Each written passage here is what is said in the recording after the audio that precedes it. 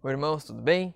Bem-vindos a mais um vídeo aqui do canal, mais um vídeo de estudo da Palavra de Deus.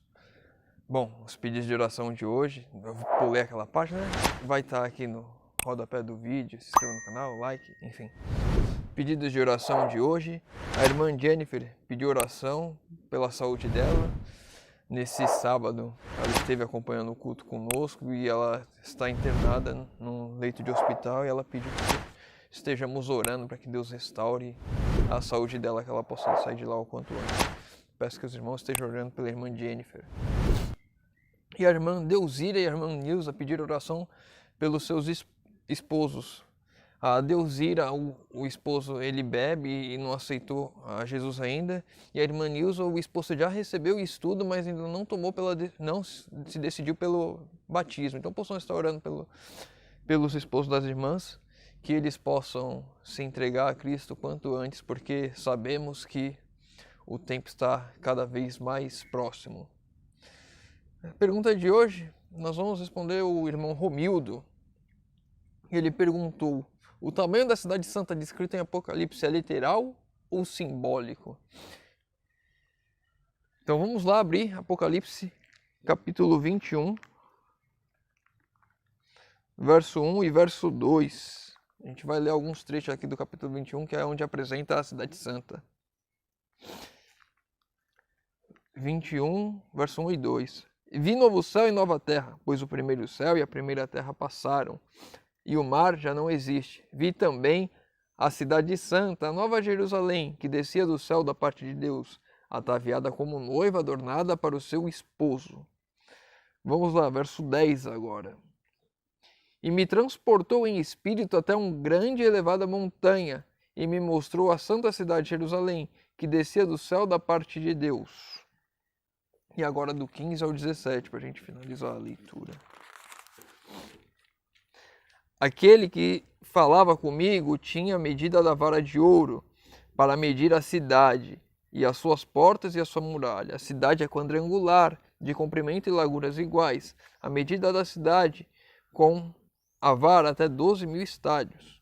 O seu comprimento, largura e altura são iguais. Mediu também a muralha, 144 côvados, medida de homem, isto é, de anjo. Acho que é interessante a gente ler o verso 14 também, que fala sobre os fundamentos. A muralha da cidade santa da cidade tinha 12 fundamentos, e estavam sobre estes o nome dos 12 apóstolos do Cordeiro. Então aqui está a descrição da cidade santa. A pergunta do irmão é se essas medidas que ele apresenta da cidade são literais ou simbólicas. A Bíblia nos traz aqui a diferenciação que nós temos sobre aquilo que é literal e simbólico são justamente quando são profecias, sonhos e a gente, com base nesses pontos das profecias e dos sonhos, nós tiramos. Deixa eu tirar aqui, que eu acho que tá fazendo barulho. Esqueci de desligar aqui. Pronto. Com base nesses pontos de profecias e sonhos que a gente começa a entender se é o literal ou simbólico. Se a gente tem como tirar disso que isso é uma profecia ou se isso é um sonho, tipo, ou não. Aqui nós vemos claramente que é um evento acontecendo.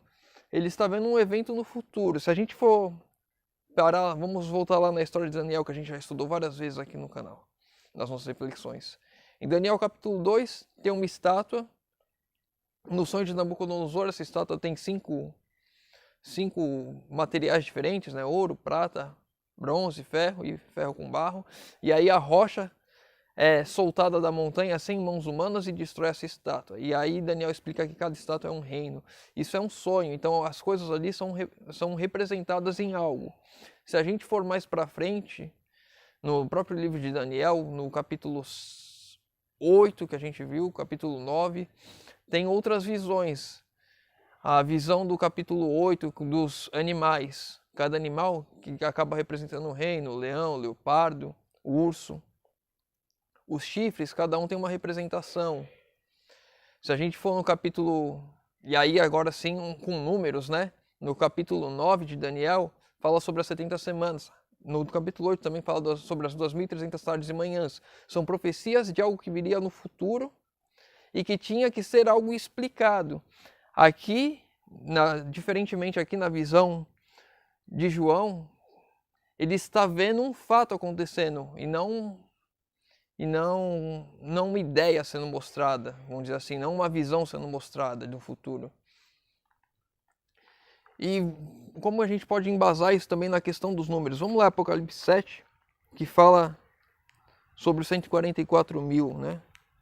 Verso 4. Então ouvi dos que foram selados, que era 144.000 de todas as tribos dos filhos de Israel.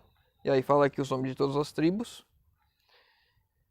E esse verso eu peguei agora, antes, e eu não estou achando aqui que esses 144.000 foram os que foram selados e passaram pela grande tribulação.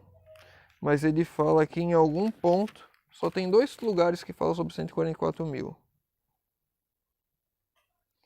É ali no verso 7 e eu não estou lembrado agora onde, me fugiu da cabeça. Eu vou deixar na descrição aqui do vídeo qual que é o verso. Que fala aqui, achei. Ah, não é esse não. Aqui, 14. Olhei e eis que vi o cordeiro em pé sobre o monte Sião, com os 144.000 tendo na fronte escrito seu nome e o nome do seu pai. E ouvi uma voz do céu com voz de muitas águas, voz de muitos bons, entoavam cânticos. Aqui, verso 4. São esses que não se macularam com mulheres, porque são castos. São eles os seguidores do Cordeiro por onde quer que vá. São os que foram redimidos dentre os homens as primícias de Deus, e não se achou mentira em sua boca. As primícias aqui está nos mostrando que os 144.000 eles passaram ali pela grande tribulação. Mas, se eu não estou enganado, tem um verso que fala exatamente isso. Eu vou procurar aqui se tiver esse verso, e se não for esse aqui, ou talvez esteja em alguma tradução diferente.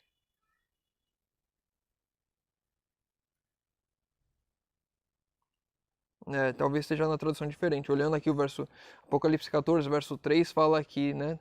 Dos que foram comprados, dos 144.000 que foram comprados da terra.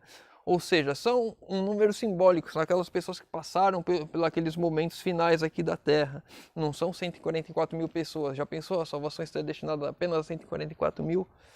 Hoje no mundo nós temos 7 bilhões de pessoas, fora as pessoas que já morreram antes, as pessoas que estão por vir. Então é um número simbólico, a gente consegue entender nesses pontos.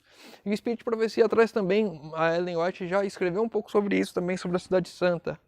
Visões do Céu, capítulo 14, falando sobre essa descida. No fim dos 1000 anos, Jesus, o Rei da Glória, desce da Cidade Santa, vestido de glória como um relâmpago, sobre o Monte das Oliveiras, o mesmo monte ao qual ele ascendeu após sua ressurreição. Jesus desceu sobre o imponente monte, o qual, quando seus pés nele tocam, se repartem, dando lugar a outro enorme plano.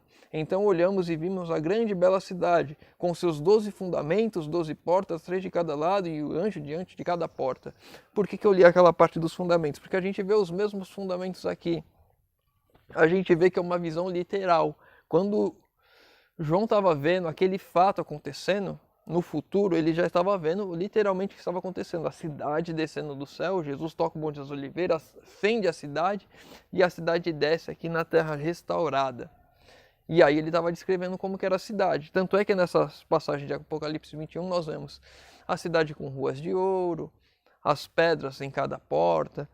Então tudo isso a gente entende como sendo literal, por ser uma visão de um fato e não uma visão de algo que iria acontecer profeticamente, que fossem símbolos. Não são símbolos que são demonstrados ali. E por isso a gente entende como literal. Então a gente sabe que a Cidade Santa vai ser um cubo, né, quadrangular, tanto de largura, profundidade, altura.